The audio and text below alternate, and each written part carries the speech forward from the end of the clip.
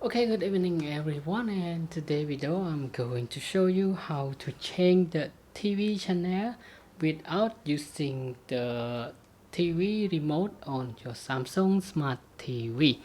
Okay, now I will leave the remote control to the table, and you need to press the TV's button on your TV here on the low point with your TV receiver. Select on it. When you press one time, it will change the selection. Okay, when you press and hold, that means you now make selection. And now it's the TV channel up. Press and hold, and it change the TV channel. Press and hold again. Press and hold again.